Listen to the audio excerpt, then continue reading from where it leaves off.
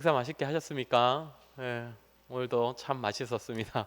예, 너무 좋은 음식 준비해 주셔서 감사드리고, 예, 참 아까 장로님도 말씀하셨지만, 예, 우리 찬양팀 또 오늘도 참 수고 많으셨습니다. 예, 항상 그 말씀의 고백과 함께 가는 찬양은 언제나 참 우리에게 감동이 되고 또 은혜가 되는 것 같습니다.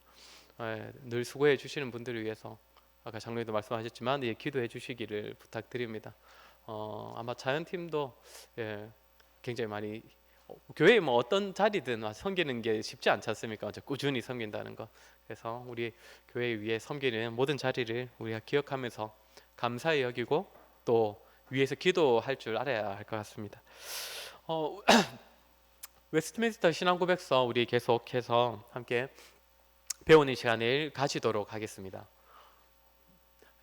우리가 13장 성화에 대해서 배우고 있습니다. 도대체 언제 끝나나 싶죠. 총 33장까지 있습니다. 총 33장까지 있고 이제부터는 조금 더 속도가 빨리 붙습니다. 왜냐하면 전체 양이 그렇게 많지는 않아가지고 제가 근데 좀 말을 많이 하지요. 제가 양에 비해서 이해해 주시길 바랍니다. 우리가 성화 얘기할 때는 우리가 좀 중요성을 좀 인식해야 된다고 했습니다. 지난번에 이제 칭의와 성화 이 얘기를 했었는데 벌써 한 달이 지나가지고 다 까먹으셨을 것 같은데 조금 정리를 좀 하도록 하겠습니다. 이 칭의와 성화 그리고 뭐 성화다 보니까 아무래도 행함에 대한 얘기를 안 할 수 없지 않습니까? 그래서 믿음과 행위, 행함 이 두 개가 마치 모순처럼 여겨지는 것. 그래서 뭔가 딜레마가 여기지는 것은 늘 있어 왔습니다. 기독교 역사상 늘 존재해 왔고 사실 이 딜레마는 성경 안에서부터 우리가 찾아볼 수 있습니다. 그렇지 않습니까? 로마서나 갈라디아서에서 핵심적으로 그 바울이 강조하는 게 무엇입니까? 오직 의인은 믿음으로 말미암아 살리라 하지 않습니까? 그런데 그와 동시에 공동서신이라고 불리는 성경 중에 가장 먼저 있는 게 야고보서인데 야고보서 하면 또 우리가 떠올리는 구절이 뭡니까? 행함이 없는 믿음은 죽은 믿음이다. 그러면 이제 바로 모순이 느껴지면 맞죠. 오직 믿음으로 살리라. 믿음으로 구원 다 받고 죽지 않는 것처럼 얘기해놓고는 행함이 없는 믿음은 죽은 믿음이다 하니까 그러면 로마서에서 말한 믿음도 결국 행함이 있어야 되는 믿음 아닌가? 그럼 결국 또 행함이 구원에 이르는 거 아닌가? 이렇게 생각을 하게 되지 않습니까? 전혀 아닙니까? 저만 그런 고민 해봤었습니까? 우리 성도님들 역시 아주 잘 배우셔가지고.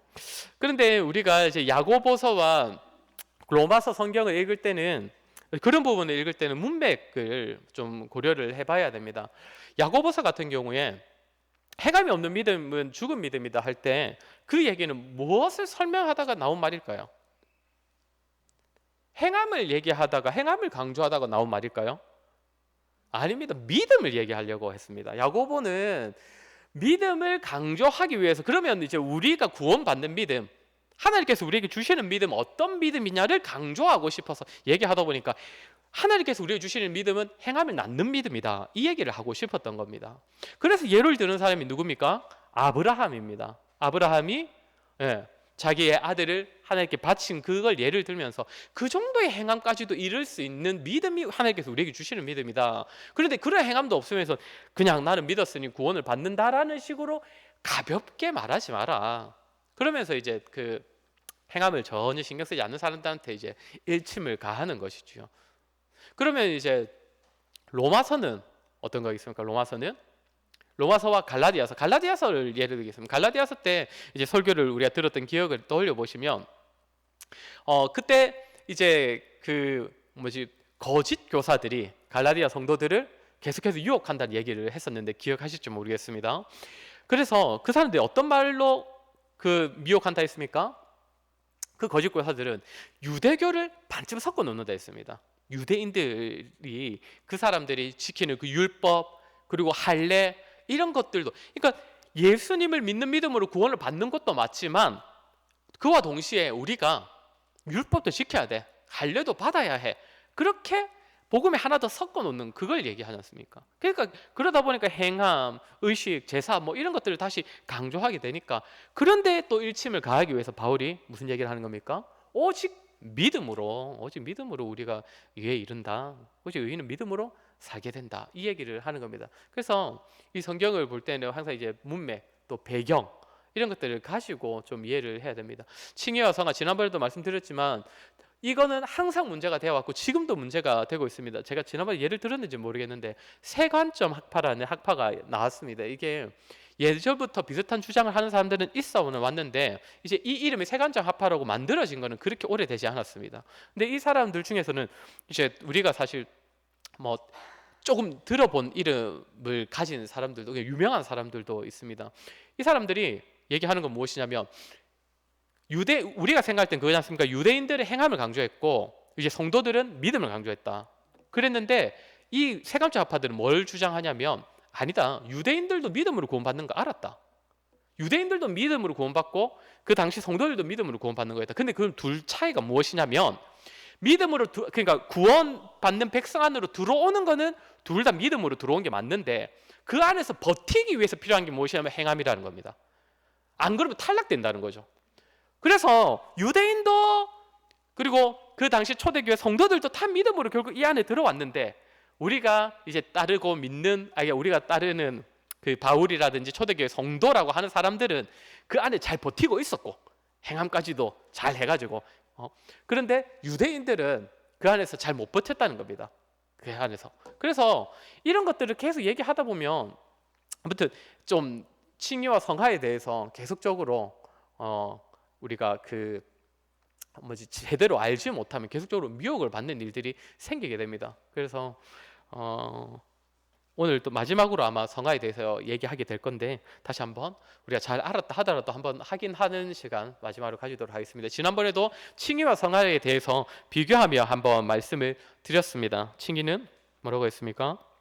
네, 관계의 변화. 어차피 하나님께서 우리를 의롭다 하셔가지고 이제는 죄인, 심판받아야 할 악인이 아니라 이제 의인으로 봐주시기 때문에 하나님과 인간의 관계가 회복된 그 칭의가 이제 이 일들을 가져왔다는 것이고 성화는 실질적인 변화에 대해서 나타내는 말이다.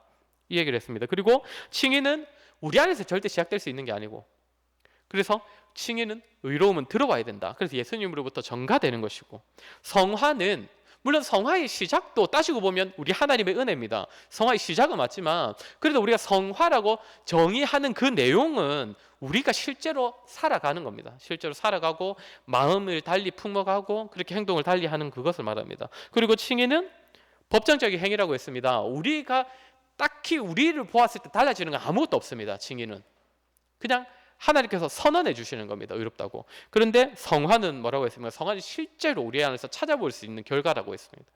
그리고 칭의는 바로 하나님께서 딱 보시고 찍어 주실 때에 바로 완성이 됩니다. 그런데 성화는 평생 동안 우리의 과제와 같은 겁니다. 그래서 우리가 계속적으로 힘써야 하는 것이 성화다라고 말씀을 드렸습니다. 우리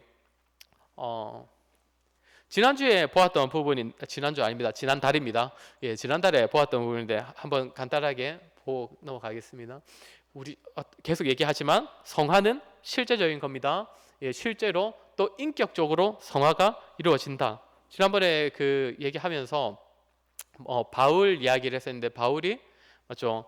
그러니까 자기가 권면할 때에 사람들한테 유롭게 행하지 않는 자들은 이렇게 하나님께 구원을 받지 못한다는 얘기까지도 하는데 그 얘기를 하는 얘기가 원래 저희가 무엇이냐면 진짜로 하나님께 택함받고 구원받는 사람은 실제적으로 그러니까 행함에 있어서도 의로워질 수 있다. 실제로 의로워질 수 있다. 그 얘기를 하는 건데 특별히 인격적으로도 충분히 성화될 수 있다는 것입니다.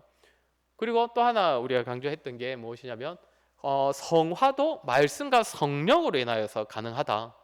하나님께서 우리를 부르실 때도 외적 수단, 내적 수단, 말씀과 성령으로 우리를 부르시는 것처럼 우리를 계속적으로 자라게 하시는 그 성화에 있어서도 성령과 말씀으로 인하여서 가능하다라는 얘기를 했고 그리고 우리의 성화는 특별히 죄와 관련되어 있다고 했습니다.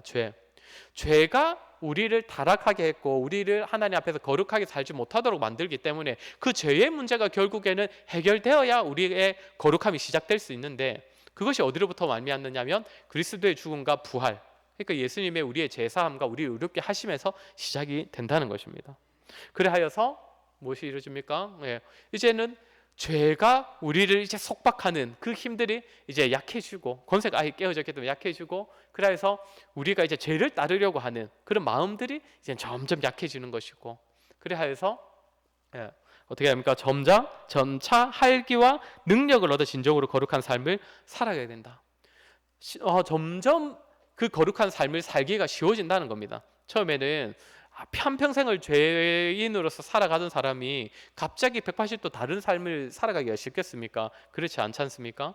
그런데 이 성화는 우리가 그 주신 말씀과 그 성령의 능력을 힘입어서 계속적으로 힘을 쓰다 보면 점점 자라가서 나중에는 점점 쉬워지는 것이죠. 점점 기쁨으로 이 성화의 일들을 할 수 있게 된다는 것입니다. 그리고 마지막으로 얘기했던 것이, 이 거룩함이 없이는 누구도 주님을 볼 수 없다. 여기서 두 가지 뜻을 다 가진다고 했습니다. 이 땅에서도 그렇게 거룩한 삶을 힘쓰는 사람이 이 땅에서도 우리 주님과 동행하며 주님의 임재를 경험하며 살아갈 수 있다 했고, 또한 나중에 장차 영원한 그 나라에서 우리 주님을 보는 자들도 이 땅에서 그 성화되는 그 믿음을 가진 자들이 나중에 주님을 볼 수 있다, 이런 의미를 동시에 가진다고 했습니다.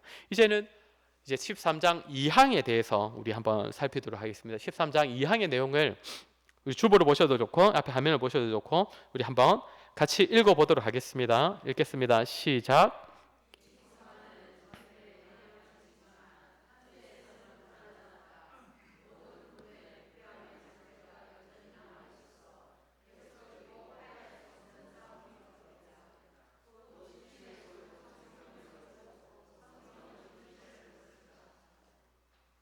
예. 성화는 분명 그 구원받은 백성으로 택함 받은 자들에게 모두가 다 이제 성화는 시작이 됩니다. 그리고 성화는 반드시 일어납니다. 계속적으로 일어나긴 합니다.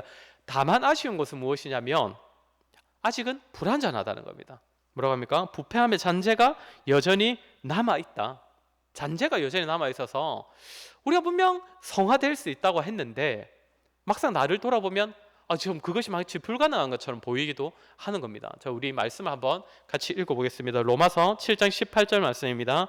시작. 내 속 곧 내 육신에 선한 것이 거하지 아니하는 줄을 아노니 원함은 내게 있으나 선을 행하는 것은 없노라. 누가 한 말입니까? 로마서를 기록한 바울이 한 말입니다. 바울이 뭐라고 합니까? 자신을 돌아보면서 마치 선한 것이 전혀 없는 것처럼, 선한 것이 거하지 아니하는 줄을 아노니라고 합니다. 심지어 바울이 이런 얘기를 했으니 우리는 오죽하겠습니까? 그죠? 거룩한 삶을 살아야 하는 것은 알겠고 하나님께서 어떻게 살아야 하는지도 알겠는데 정작 돌아보면 전혀 그렇게 살지 못하고 있는 것 같아 보일 때마다 나는 진짜 선한 것이 하나도 없는 것 같다라는 생각이 든다는 것입니다. 성도 여러분, 자기 전에 주무시기 전에 기도하시죠? 주무시기 전에 하시는 기도에 내일에 대한 소망, 오늘에 대한 감사, 오늘 지은 죄에 대한 회개, 어떤 기도가 가장 많이 나옵니까? 이것도 저만 그렇습니까? 예, 저는 항상 회개 기도가 제일 많이 나오는 것 같습니다. 오늘도 참 목사답지 못했구나라는 그런 기도하고, 제가 요즘에 아이들을 키우면서 죄송합니다. 또 아이들 키우는 얘기하는데 제가 할 얘기가 이거밖에 없습니다. 요즘에 교회 사역 말고는 애 키우는 일밖에 안 하기 때문에 애들 키우면 소름 돋을 정도로 저를 닮아 있지 않습니까? 이걸 갈수록 많이 느끼고 있는데 처음에는 첫째만 나를 좀 닮았나 했더니 이제 둘째도 엄청나게 저를 닮아 있습니다. 근데 여러분, 닮은 것을 볼 때 이 아이들을 보면서 제가 이 점은 참 나를 잘 닮았어. 역시 나의 장점을 역시 잘 닮았어요. 역시 내 아들이야. 이럴 때가 많을까요? 아니면 왜 하필 이런 것까지도 나를 닮았을까 하는 게 많을까요? 사실 나의 이 좋은 점을 우리 아들이 닮았구나라고 여겨본 적은 한 번도 없는 것 같습니다. 사실. 그러니까 돌아보면 항상 저를 돌아보면 그리고 제 아들을 보더라도 저의 악함만 보이는 것이죠. 부족함만. 사람은 자기를 볼 때 진짜 선이 하나도 없는 것처럼 보이기도 하는 것 같습니다. 이게 참 어쩔 수 없다라고 표현하기는 조금 그렇지만 어쨌든 이 죄인의 숙명인 것 같습니다. 그런데 네. 근데 우리 계속적으로 읽어보면 그렇기 때문에 우리의 부패한 잔재가 우리 안에 남아있기 때문에 계속적으로 우리 안에 일어나는 일이 있는데 그것이 무엇입니까? 화해할 수 없는 싸움. 화해할 수 없는 싸움은 어떤 의미가 있겠습니까? 끝나지 않는다는 겁니다. 그렇죠. 화해를 한다는 건 누가 한 명이 이제 미안하다 해가지고 그쳐야 되는데 아니면 이제 항복을 해야 되지 않습니까? 근데 그렇지 않는 평생 동안 우리에게 있는 싸움이 일어날 수밖에 없다는 겁니다. 그것이 무엇이냐면 육신의 소욕과 우리 안에 계신 성령의 소욕, 그것이 부딪히는 게 이 싸움이라는 것이죠. 우리 잘 아는 말씀 한번 같이 읽겠습니다. 갈라디아서 5장 17절입니다. 시작. 성경은 육체를 거스르나니 이 둘이 서로 대적함으로 너희가 원하는 것을 하지 못하게 하려 함이니라. 아멘. 한 번씩 그런 생각 하시지 않습니까? 그냥 성령께서 좀 완전히 나를 좀 다 뒤집어 놓아 버렸으면 좋겠다. 그냥 때로는 조금 기계적이어도 되니까 하나님께서 나를 팍 치셔가지고 제발 좀 거룩하게 살 수 있게 해주시면 참 좋겠다 하는 그런 생각이 들지만 우리 하나님은 인격적이신 분이시고 우리 인간을 또 너무 사랑하셔서 의지를 주신 분이기 때문에 그 의지를 절대 꺾으시진 않습니다. 그 의지 그대로 조금씩 인도를 하시는데 그 과정 가운데 반드시 발생할 수밖에 없는 전쟁, 그것이 우리 안에서 일어나는 그 우리의 육신의 소욕과 그리고 우리 안에 계신 성령님의 그 인도가 계속 부딪히는 겁니다. 이것이 성경이 말하는 영적 전쟁입니다. 영적 전쟁. 이게 영적인 전쟁인데 그래서 우리가 이제 잘 기억을 해야 합니다. 이 영적 전쟁이라는 말을 주로 듣다 보면 마치 이 전쟁이 인간의 그 전쟁처럼 이렇게 눈에 그릴 때가 있는데 그런 말을 사용을 하는 거는 이제 문제는 없지만 사실 성경에서는 그런 식으로 말하지 않습니다. 왜냐하면 우리가 알듯이 하나님의 주권, 우리 하나님이 다스리시는 영역은 모든 곳입니다. 그죠? 모든 지역과 모든 공간, 모든 사람, 모든 영역 다 있습니다. 근데 이제 마치 어디에는 하나님이 다스리시고 어디는 하나님이 다스리지 않는 것처럼 해서 이렇게 우리 믿는 자들이 이제 침투해야 된다, 약간 이렇게 전쟁하는 것처럼 그렇게 여기는 이제 그건 표현 자체는 이해가 되지만 그것이 영적 전쟁이다 볼 수는 없는 겁니다. 성경에서 말하는 영적 전쟁은 사탄과 우리의 싸움이 맞다 하더라도 그것도 맞지만 맞다 하더라도 우리가 하는 겁니다. 우리 안에서. 그래서 우리가 이 세상의 미혹과 사탄의 유혹으로부터 우리 자신을 잘 지키고 그렇게 성령의 도움을 받아 잘 지키고 그쪽으로 빠지지 않는 거, 넘어가지 않는 거, 그래서 자신을 잘 지키는 이것이 우리 성경이 말하는 영적 전쟁인데 사실상 이것이 우리가 평생 살아갈 동안 이게 결코 휴전도 없고 종전도 없는 그런 전쟁이라는 것입니다. 우리 마지막으로 그 13장의 마지막으로 우리 3항 우리 한번 같이 읽어보도록 하겠습니다. 시작. 이 싸움에서 부패함의 잔재가 한동안 훨씬 우세할 수도 있지만 거룩하게 하시는 그리스도의 영으로부터 공급받는 힘을 통해 거듭난 부분이 이기게 된다. 그리하여 성도들은 은혜 안에 성장하며 하나님을 경외하는 가운데 거룩함을 완성해 간다. 참 감사한 이야기 아닙니까? 먼저 뭐라고 합니까? 우리는 아까도 제가 잠깐 얘기했지만 우리 맨날 지는 것 같은데 근데 우리가 잘 우리를 유심히 보아야 하는 것은 진짜 우리 성도님들 중에서는 모태신앙 아닌 분들도 많이 계실 텐데 정말 처음 믿었을 때와 지금의 우리 자신이 뭐라고 해야 됩니까? 그 굳건함에 있어서 분명한 차이가 있지 않습니까?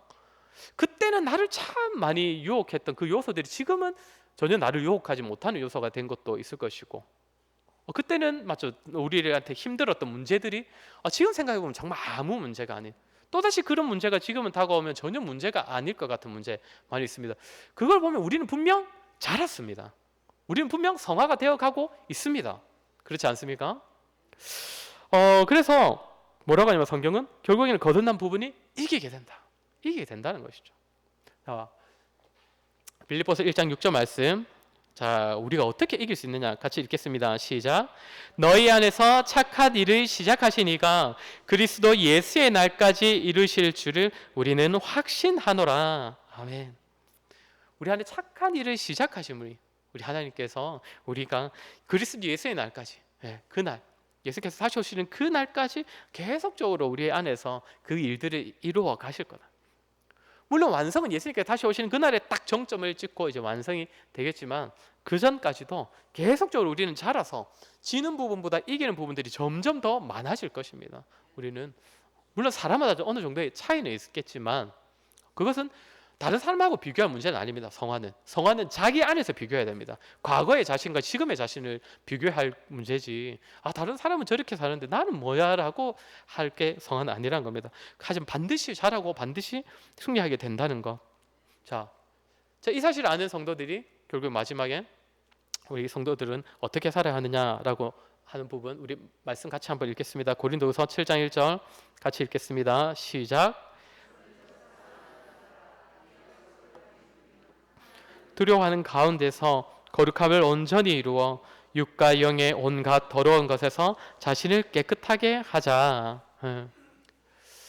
분명 성화를 힘쓰는 사람은 왜 힘을 쓰겠습니까? 하나님께서 그걸 원하신다는 거 아니까 힘을 쓸 겁니다. 그러면 그 성화에 있어서 때로는 넘어지고 실패하면 하나님 앞에 어떤 마음이 들겠습니까? 당연히 부끄러운 마음이 들고 때로는 하나님의 벌이 두려울 수도 있는 그런 경외감이 들 수도 있습니다. 그게 너무나 당연합니다. 네. 그렇지만 그런 마음을 가지고 성도라면 어쨌든 하나님 앞에서 때로는 두려운 마음, 때로는 죄송스러운 그런 마음을 가지지만 계속적으로 거룩함을 힘쓰는 겁니다. 결국 우리 안에서 시작하신 분이 완성까지 이루어 주실 것이기 때문에 그분이 우리 안에 성령을 허락하셨고 또 우리에게 시마다 때마다 말씀을 허락하셨기 때문에 그 말씀과 성령, 이 내적인 수단과 외적인 수단을 통하여서 우리가 계속적으로 자랄 수 있게 된다는 겁니다. 그래서 우리 역시도 그 도움을 힘입어서 열심히 자라가려고 힘을 써야 한다는 것이죠. 어쨌든 저와 여러분 지금껏 아마 제가 볼 때 너무나 훌륭한 성도님들로 지금도 살고 계시지만 또 우리 하나님께서 원하시는 바는 당연히 오전 예배 때도 잠깐 말씀드렸지만 더 우리가 분명 자랄 수 있을 것입니다. 하나님께서 그런 정도까지 자라가기를 원하실 것이기 때문에 우리가 반드시 성령의 도움으로 할 수 있다라는 생각을 기억하시고 또 그래서 날마다 조금씩 더 성화되어지는 저와 여러분 되기를 간절히 소원합니다. 우리 함께 찬양하겠습니다.